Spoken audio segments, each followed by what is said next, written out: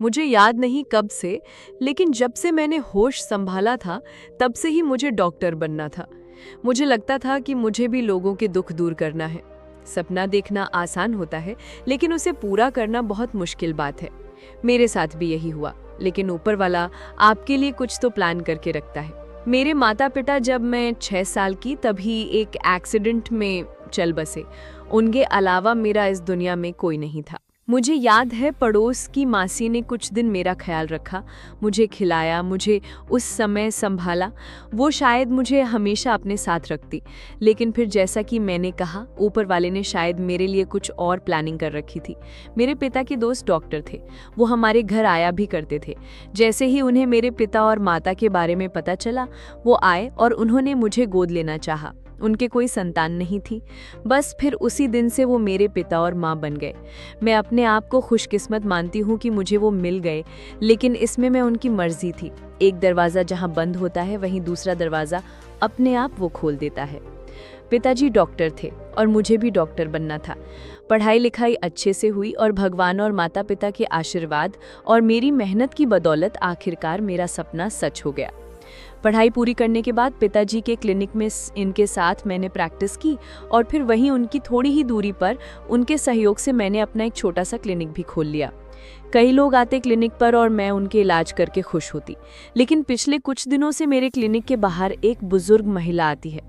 शुरुआत में वो आती थी, बाहर से ही मुझे देखती थी और चली जाती थी।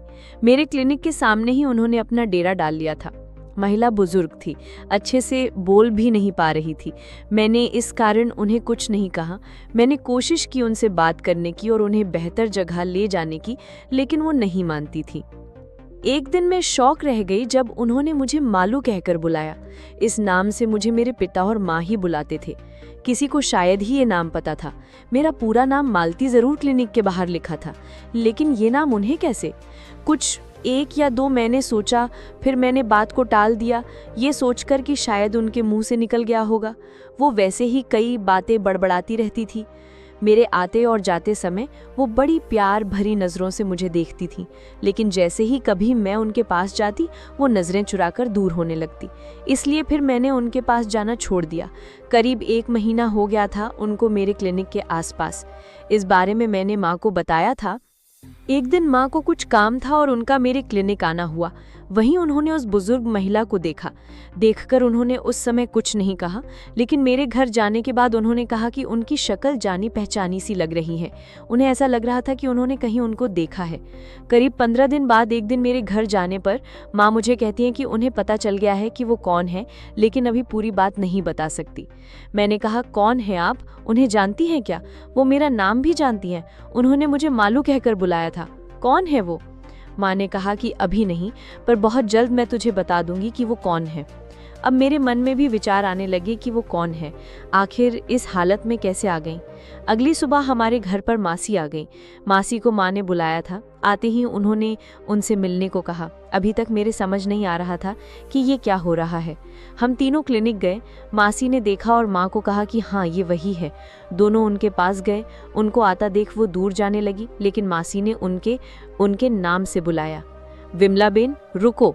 शायद अपना नाम उन्होंने बहुत दिनों के बाद सुना होगा। मासी ने उनका हाथ पकड़ा। वो फपक फपक कर रोने लगी। मासी के कहने पर पहली बार वो क्लिनिक में आई। अंदर बैठी, पहले से अच्छी लग रही थी, बात भी कर रही थी, रोते भी जा रही थी। लेकिन मुझे अभी तक समझ नहीं आया कि आखिर वो महिला है कौन, जिसे मेरी माँ और बचपन की मेरी पड़ोस वाली मौसी जानती हैं। माँ जब उनसे बात कर रही थी, तब मैंने मासी को बुलाया और पूछा कि आप तो बता दो, ये कौन है? मासी ने बोला, तुझे याद नहीं? शायद नहीं होगा, छोटी थी तू, उस समय बचपन में देखा था, उसके बाद कहाँ देखा तूने?